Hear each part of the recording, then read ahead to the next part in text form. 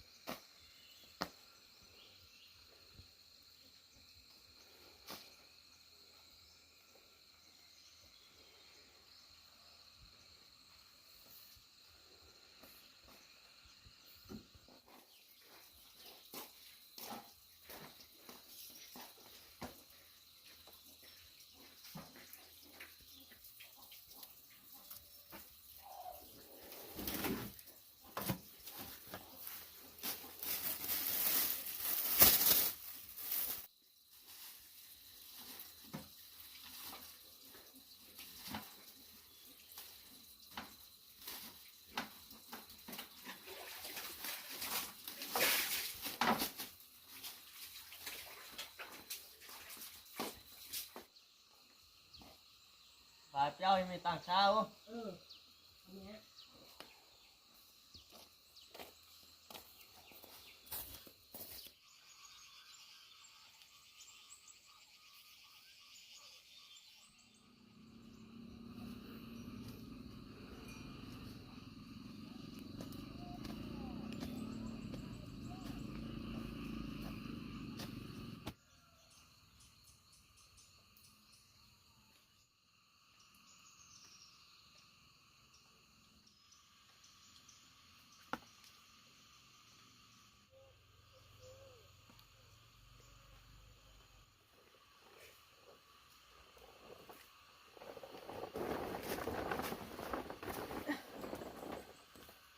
hôm qua mưa may mà không ướt nhà mình đổ hết rồi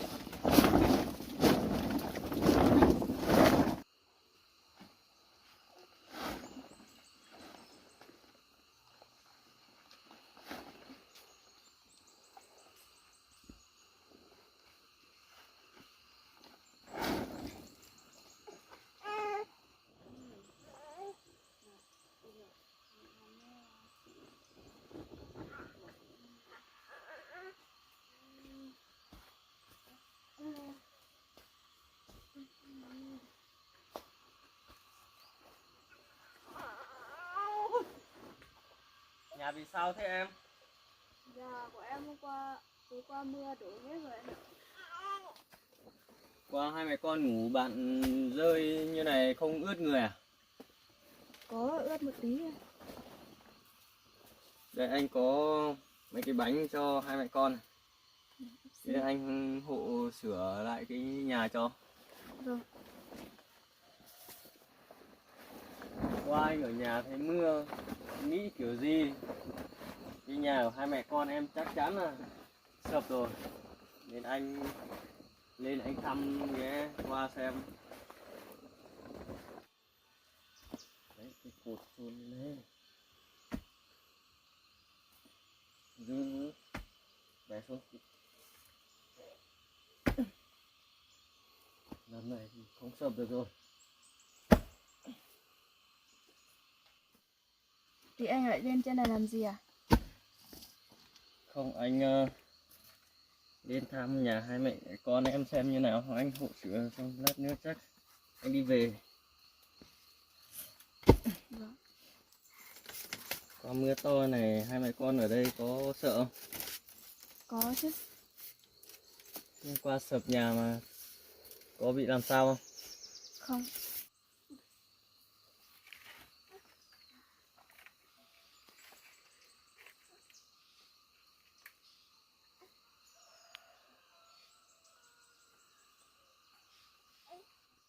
Em đây, hai mẹ con em ở đây một mình, có ai về bắt nạn này nọ không?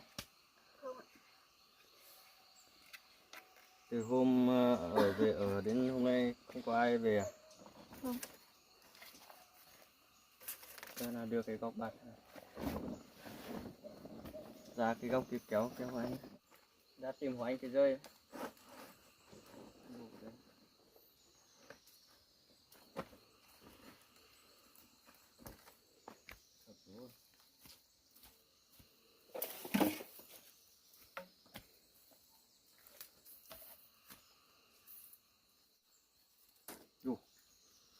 Dài thế.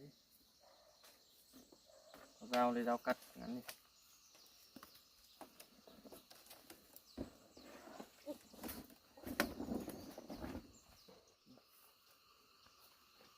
Nào anh lên anh xem nào anh làm cái nhà chắc chắn đẹp đẹp hơn cho cái nhà như này, mùa này mùa mưa nữa chứ. Ở thì chắc gọi là ở tạm thôi. Nào anh làm cái chắc hơn cái này cho nhá. Vâng, em cảm ơn. Như đó.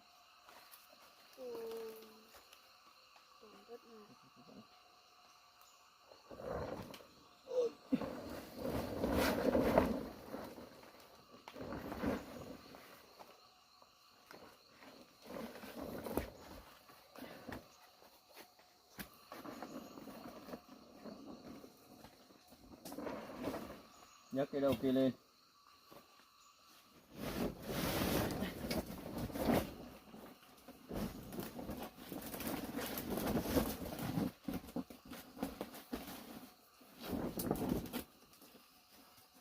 Lấy cái dây này. Lại có nhà mới ở luôn. Thế hai mẹ con đói chưa? Nọ anh mang gạo với mì tôm lên ăn hết chưa? Tôm thì em ăn hết rồi, còn gạo em không chưa nấu. Thế anh mang một tí đây lên, anh đến hôm nay mà ăn chưa hết. Đấy anh mang cái bánh lên đấy, tí nữa hai mẹ con ăn đi nhé. Vâng.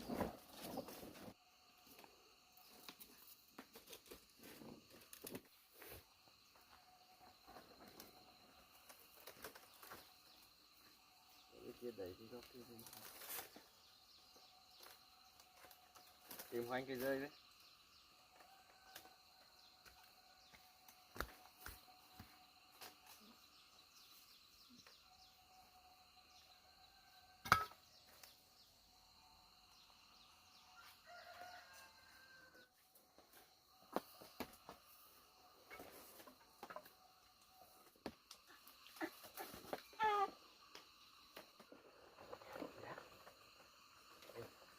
Xong rồi. Được rồi.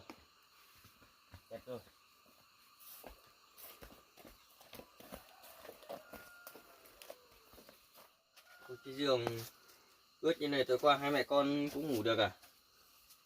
Không ngủ thì lại không có chỗ ngủ. Bây giờ dọn hết cái chỗ này làm mới đi, quét sạch đi. Bếp cũng ướt nữa. Thì nấu cơm kiểu gì đây?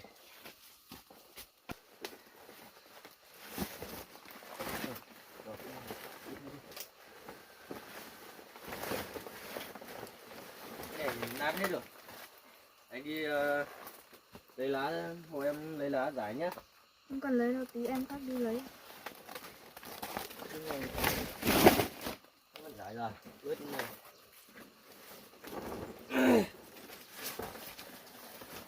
Thôi cái này để đây chắc vẫn được.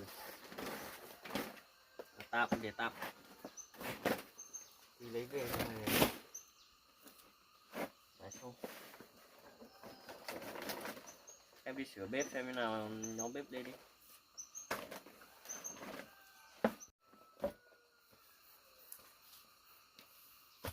Ướt như này chắc đốt không cháy đâu, không nhóm được đâu. Đó thì chắc bữa nay anh mang bánh lên đấy thì lấy bánh ăn tạm đi. Rồi anh xem nào. Để chiều khô rồi nhóm. Đấy, lấy bánh.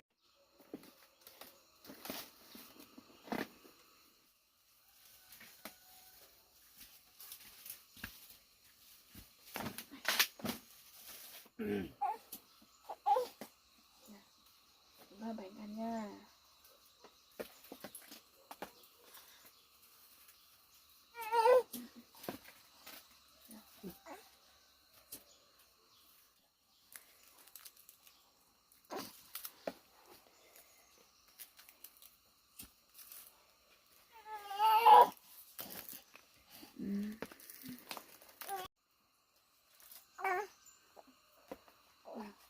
Ăn nha này. Mẹ con cái ăn nha.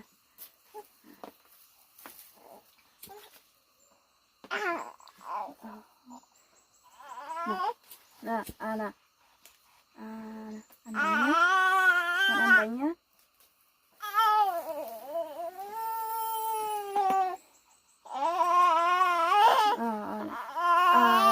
Con ăn bánh nhá. Bánh à. Con ăn bánh à.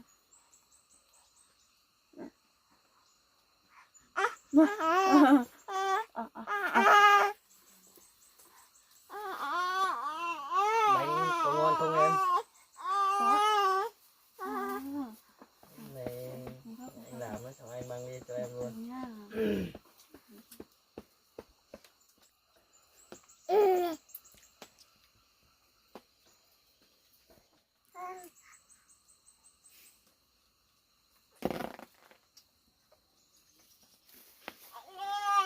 Thôi đi. Bếp ướt quá không nhóm được đâu. Để chiều đi. Đâu? Bác xem nào. Mấy hôm không gặp có hư không? Hả? Ừ?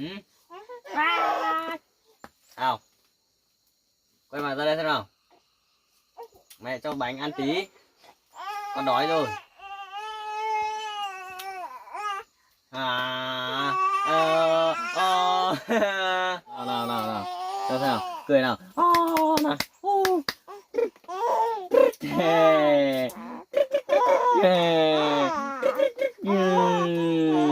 Cười nào.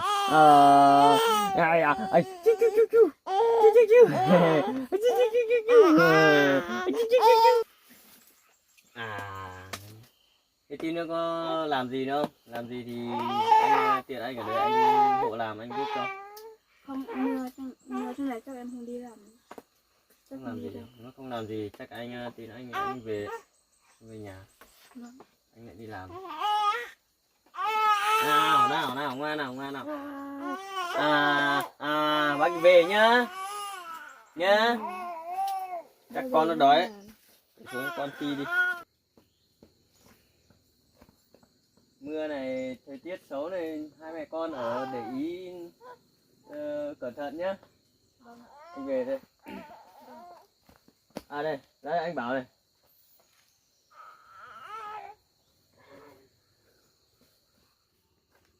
Đây anh có mấy đồng này cho có mua sữa này. Này cầm lấy đi. Thôi em không lấy đâu. Đây cứ cầm đi, cầm xong rồi mua sữa cho con. Này, cầm đi. Này. Anh cho này mua sữa cho cò nhé. Thôi lấy Cầm rồi. cứ cầm đi. Thôi. Cứ cầm lấy đi. Cầm đi, cầm mua sữa cho con. có tuần cha có thời gian ra là ba hát miền hay là nó là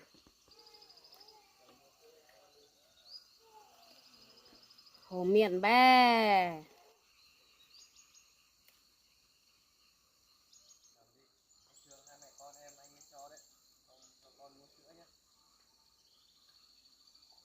Lấy đi, cầm đi, cầm không anh Em về. cảm ơn ạ. Đấy, mua sữa cho con nhé. Anh về đây.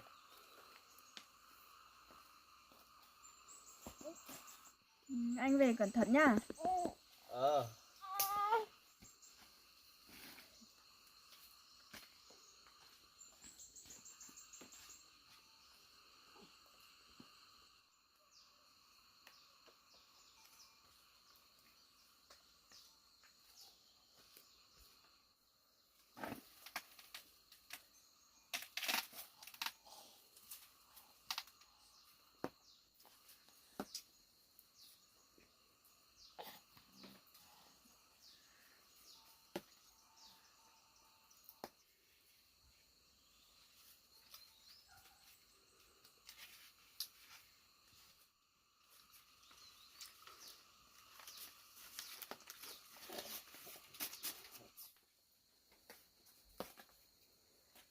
Con ơi, con ơi, bác cho tiền tí mẹ con mình có tiền đi mua thuốc cho con rồi, tí mẹ con mình đi mua thuốc nhá.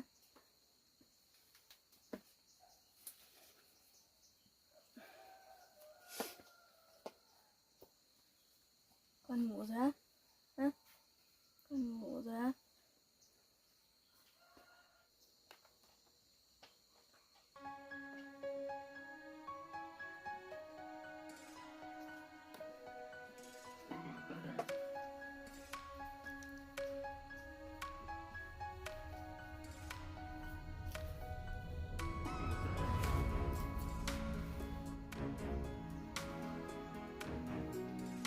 hay như cùng một cha và nhẹ tay cho na Bữa chuẩn bị giờ đi dăm lắm toa những liên quan thằng bữa nhỉ?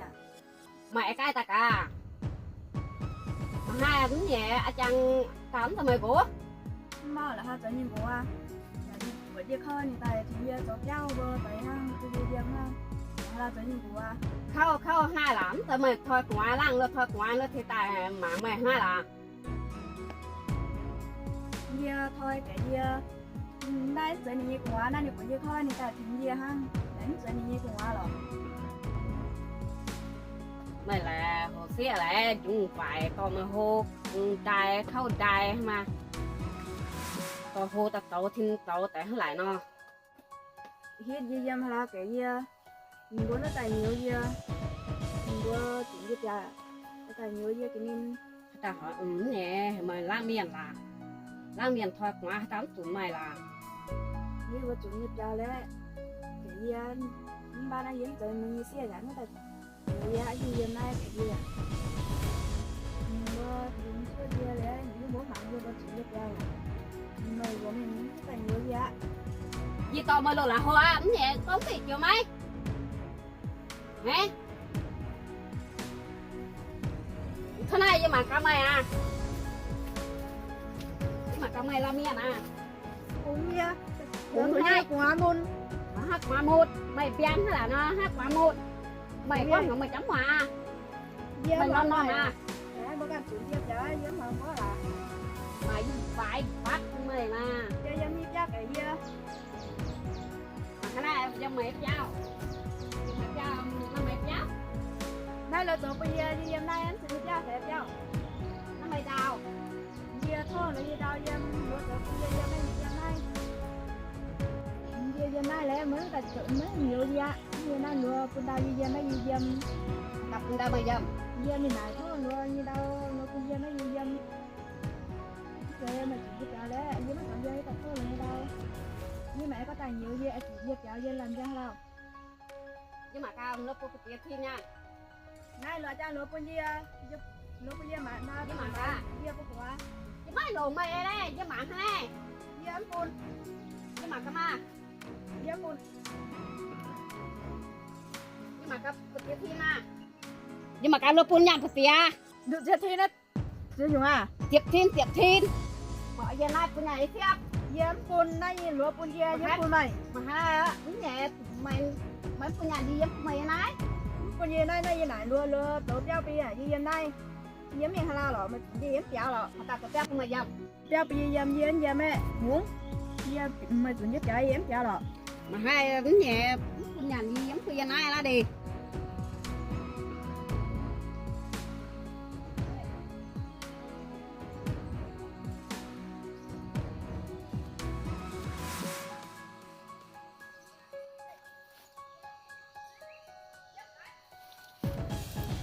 mà cả Iya pun.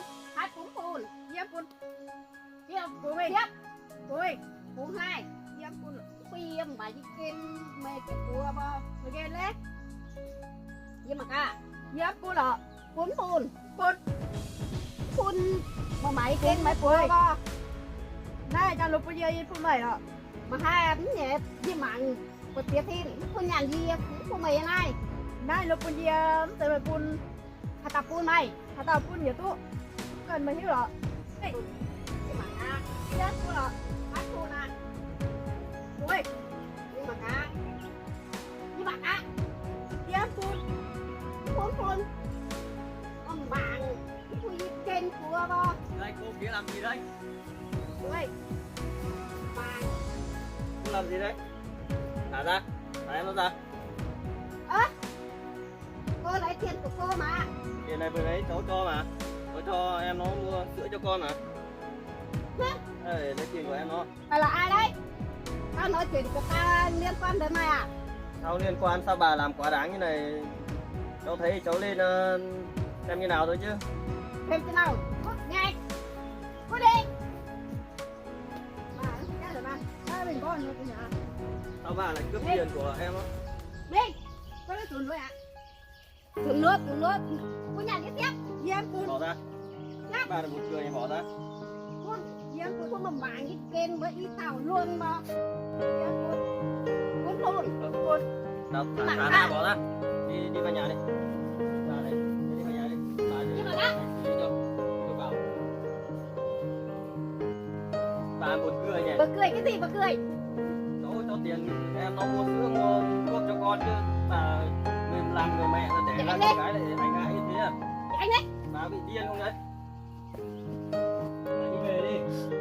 đi về cái gì đi về Ở đây níu con gái này, bà đuổi ra khỏi nhà rồi này về níu. con gái của bà con gái của ngươi à Thế bà đi về đi.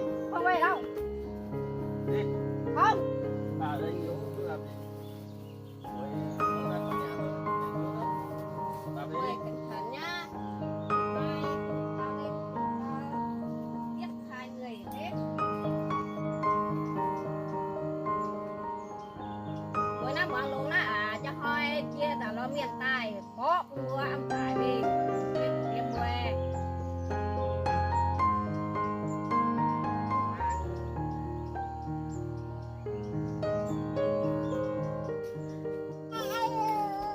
Làm mẹ mà như thế, một cái mình cũng bỏ được, rồi bây giờ lại về đòi tiền nữa, người ta cho được ít tiền lại về đòi đấy.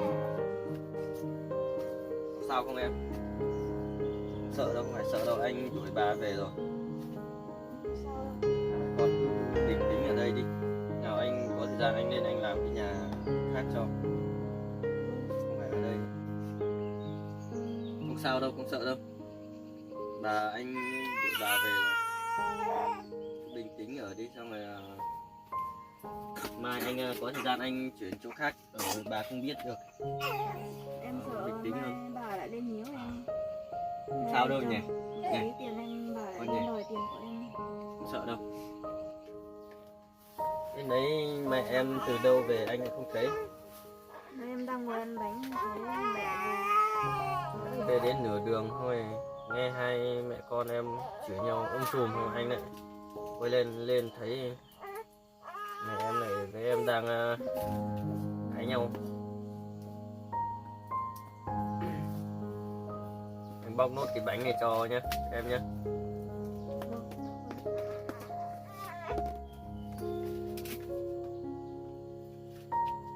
ăn đi, ăn bánh đi.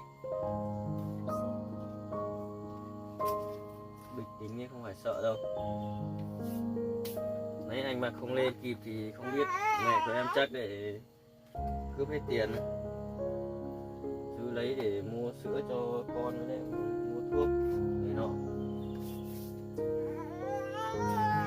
Nào đi nào. Ui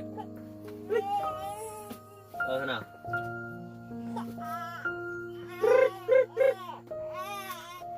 Em ăn bánh đi, ăn no nhé.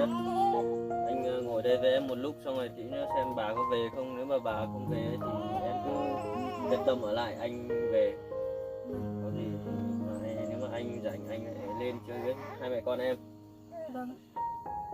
Ăn đi, ăn no mà. Nào, không nhíu nào. Cho mẹ ăn bánh nào. Có sữa ti ti nào.